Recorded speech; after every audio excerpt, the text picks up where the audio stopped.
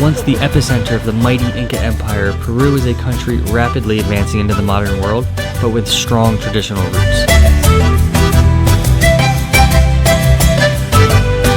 From the chic and modern capital city of Lima to ancient Cusco, past and present juxtapose one another seemingly around every corner.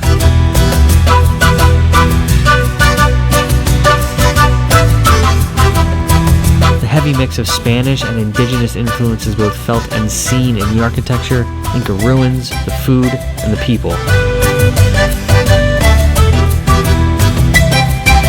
Travelers and explorers have been drawn to Peru for centuries. Francisco Pizarro originally came here over 500 years ago in search of gold, ultimately crushing the Incas and claiming their empire for Spain.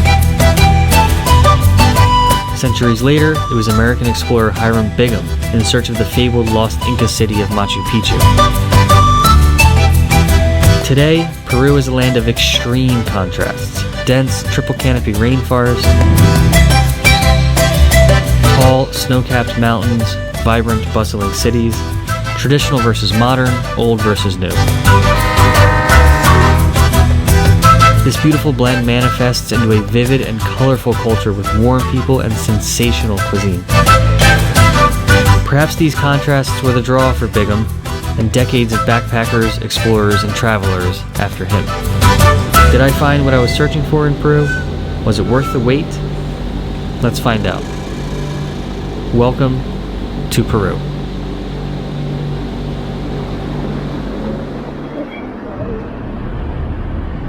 "300 miles from Puerto Maldonado lies the ancient city of Cusco, Peru.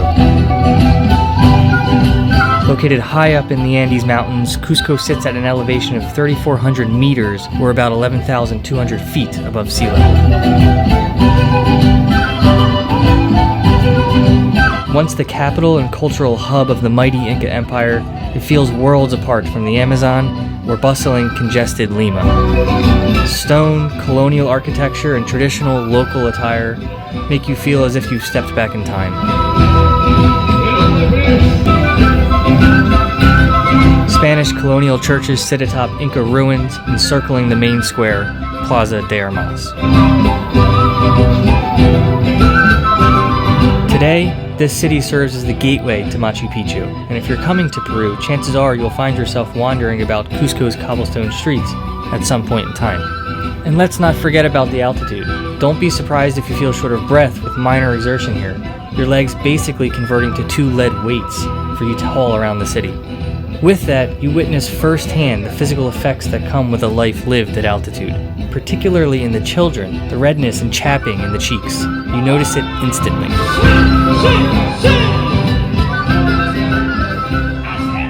Welcome to Cusco, Peru.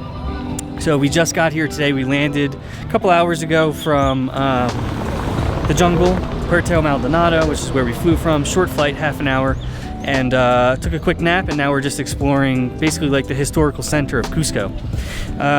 We'll be here for a few days before we head to the famed lost city of Machu Picchu, one of the only sites in the Inca world that was not found by the Spanish. That'll be in a few days, but for now we're just exploring Cusco. The city lies at about 11,000 feet above sea level, so definitely feeling it. Definitely feeling short of breath, and even just vlogging right now and walking and talking, I'm getting short of breath. It's a beautiful city, beautiful colonial architecture. All we're gonna do right now is probably just try and go find somewhere to eat lunch.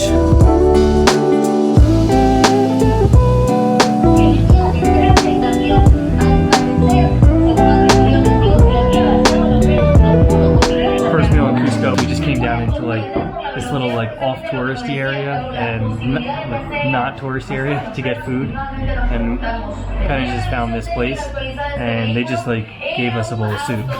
So I think that's all they serve here is just soup. So yeah, soup, mystery meat, probably chicken, not really sure. Awesome. Great first meal. Great first meal in Cusco.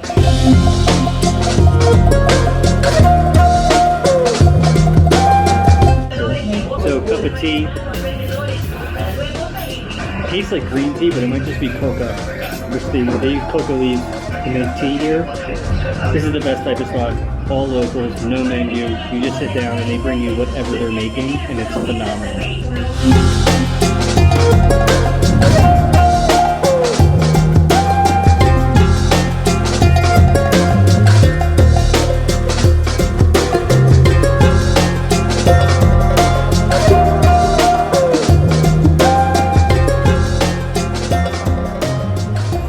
Morning in Cusco, Peru. The city comes alive with people, the sound of car tires rambling down ancient cobblestone streets, and vendors setting up shop for the day. Alright, so first full day here in Cusco. Our hotel does breakfast, it's included in our rate. And we have this terrace that our room opens up to. And here, take a look at this view that we have when we come out of our room every morning. So they just dropped breakfast off, and like normally we don't really do hotel breakfast. We try to just eat food on the street, but this is free, and take a look at this spread. Fruit, bean cheese, coffee, bread, fresh squeezed orange juice. So we're just gonna eat here, and then we're gonna take a walk down to the Mercado De San Pedro, which is the largest and I think most diverse, if you will, market in Cusco, and have like second breakfast there. Alright, so just finished up breakfast. Let's head to the market.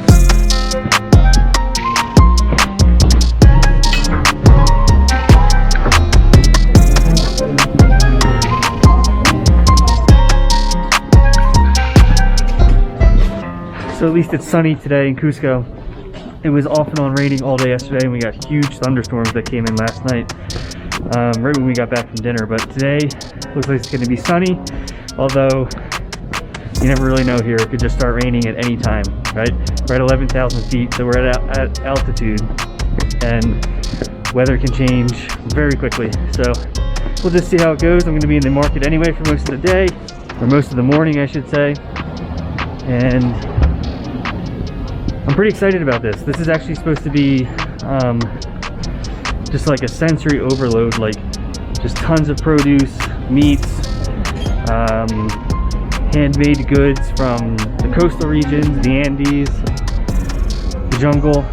And interestingly, this market was apparently, the architect for this was the same guy who built the Eiffel Tower. I'm blanking on his first name right now, but his last name is obviously Eiffel. Pretty cool. Mercado de San Pedro is the central and largest market in Cusco. Located just shy of Plaza de Armas, the walk to the market is a beautiful one, through the cobblestone streets and past the crumbling yet incredibly charming colonial buildings of central Cusco. As you approach the market, you'll start to notice that it becomes busier. Ladies in traditional attire adorn the sidewalks, selling nuts, food, and wares by the side of the road. Alright, so it's just a 15-minute walk from where we're staying, and we're here. So I think this is the main entrance right here. I really hope everything is open from like a COVID standpoint, but we'll see. Mercado de San Pedro is the place to go for fresh produce, meats, and handmade items when you're in Cusco. It's a large, covered marketplace with myriad varieties of potatoes, corn, Amazonian fruits. I have a special thing for the nasty bits: heart, brain, liver. You'll find all of it in Mercado de San Pedro. So the size of this market is absolutely mind-blowing. Like, the amount of produce, meats, goods, baked goods, coffees that are being sold is crazy. You could walk around this market for hours, just get lost trying foods, which is exactly what I intend to do. And of course, as any self-respecting market would have, there are prepared foods. In the front, there are numerous stalls selling fresh squeezed juice. And in the back, as in any good market, is where you'll find prepared hot foods and soups.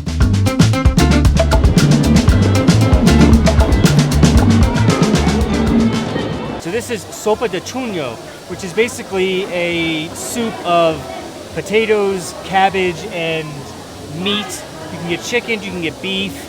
I don't know what I got, so I think I got chicken, but I really don't know. I haven't eaten it yet. Potatoes actually originally came from Peru, so the variety of potatoes that you see in this country, and specifically in this market, is pretty crazy. So it's not surprising that they would have soups made specifically of potatoes, just because of the variety and the abundance of them that are available in this country. A lot heavier than I thought it would be. I thought this would be like a brothy soup, but it's not. It's thick. Almost a stew. Loaded with potatoes. I don't think there's any meat in this, actually. And there's a heavy herbal presence to it. Some kind of green is very present in this dish. It's not the cabbage. I'm gonna finish this up. And then there's one more thing I want to get in this market before I head out.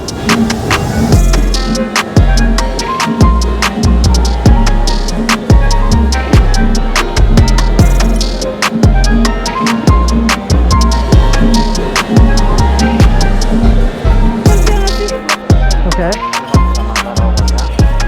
Esta porción agarra usted y lo picha, y esto agarra un poco usted, un poco, y agarra un poco, solo un poco, solo Little, un poco, little. solo poco.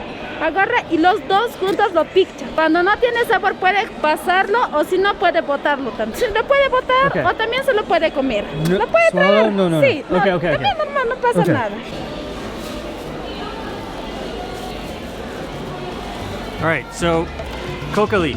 I was just asking her how I actually do it, but there's a couple ways to do this. This has been used for like centuries, like from the Incas, and it helps treat a myriad of ailments, headache, altitude sickness in particular, hunger, and you can make tea with it or you can chew it. Right now I'm going to chew it, but the way to activate it when you chew it is to use a little piece of limestone and actually like activate the leaves inside your mouth. I'm also not sure how much to use, so I'll probably start small. So just bite off a little piece of limestone, put it in the leaves, fold it up, and just chew it. You get a little energy kick and maybe numbing of the mouth. I'm not really sure yet. The active ingredient in it is the active ingredient for cocaine, but it's in extremely small quantities, so you're not gonna get high off of this. All right, let's get out of the market. Oh, this is great. Let's get out of the market and head into the historic center of Cusco. Hola.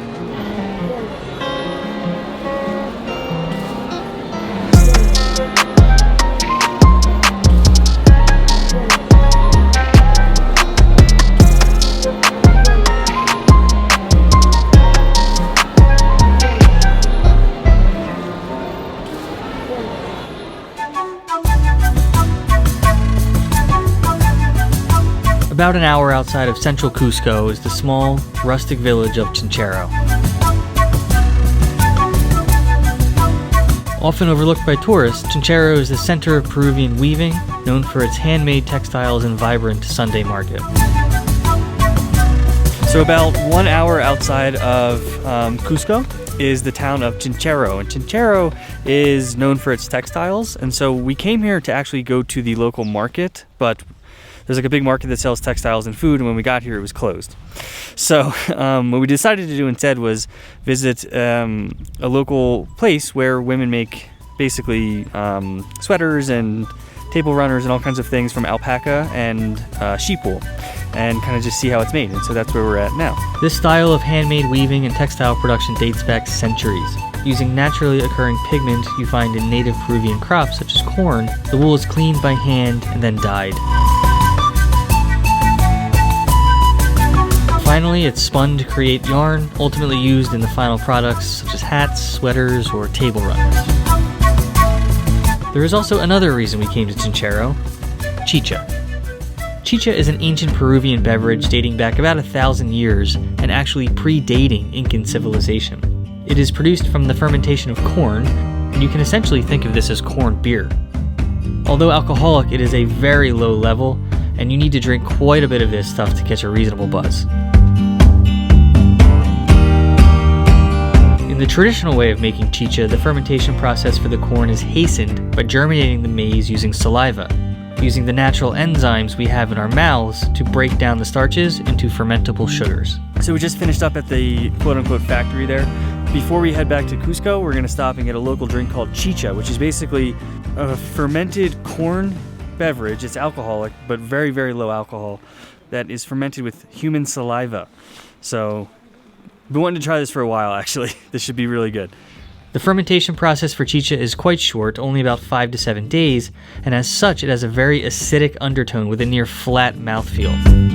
It's not too heavy and has a somewhat refreshing ability due to the acidity. So we got two types actually, corn and strawberry. I think the traditional way to make it is with corn or maize, but there's all different kinds. You can get like fermented strawberries and stuff. All right, first sip of chicha. It's actually really good. That tastes like, so it's warm and it's flat. Even though it looks like there's carbonation here, it's just fermentation bubbles. It's not carbonation. It's warm, it's flat. And it tastes, you definitely taste the corn. Very, very low hint of alcohol. Mostly just tastes like a acidic corn drink. That's basically what this is. It's really good. And refreshing.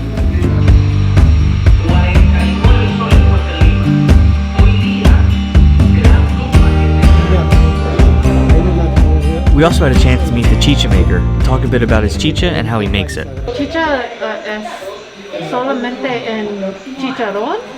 En chicha se hace la frutidad, pero hay que agregar eso, lo que te estoy diciendo, uva, higo, todo. Not chicha. Ajá. Chicha solamente en Chinchero. No, en Valle Sagrado también hay, en todo el Perú hay, pero cada uno hacemos diferentes, a nuestro modo, a nuestro, cómo preparar, ¿no? Hay otras personas cómo preparar antes, ese es el problema. Sí, así es. Muchas gracias.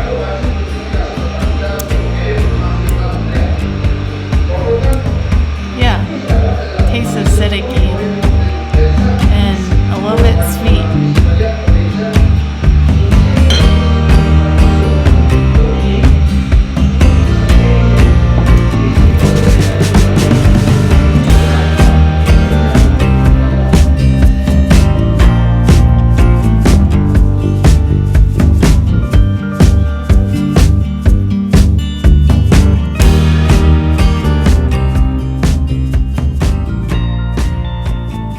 Alright guys, so we're back in Cusco from Chinchero, and we are getting a local specialty here in Peru, something you're more likely to find as a pet in the United States, and this is guinea pig or cuy. There's two preparations of it. You can either have it baked or fried, and this is tradition going back as far as the Incas. Like, they have been eating guinea pig in this part of the world for centuries, so this is kind of like a must-do when you come to Peru. Like, you have to eat guinea pig when you come to Peru. So we found this place that's called La Cuscanita, and it's a little off the beaten track, not really in a touristy area, nothing but locals here. Pretty excited to try this. Cuy, or guinea pig, is a tradition that dates back to the Incas. Once eaten only by nobility and used by the Incas for sacrifices, today it is a staple of Andean cooking. So this is cuy, or guinea pig. So like I said, it's the whole guinea pig, and I'm fairly certain that I just eat this with my hands. I've seen the way people do this is just eating it with their hands. So it's also humongous. Like, I don't know how much meat is actually on this, but it's like huge.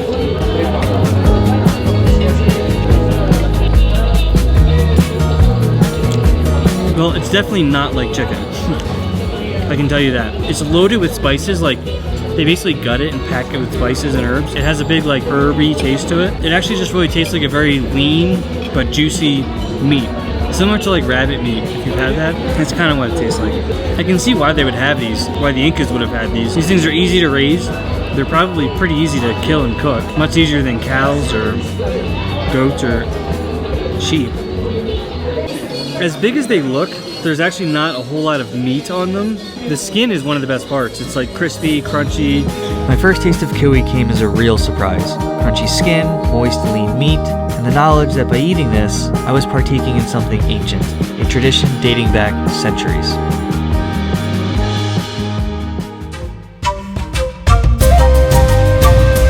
So, what can I say about Cusco?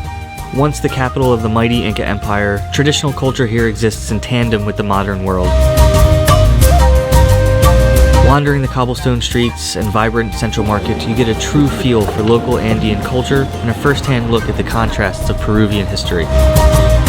Today, between all the tourists bound for Machu Picchu, it might be hard to tease out these opposing forces, but if you just dig a little deeper, open yourself up to new experiences, you'll find the real heart of Peru in Cusco.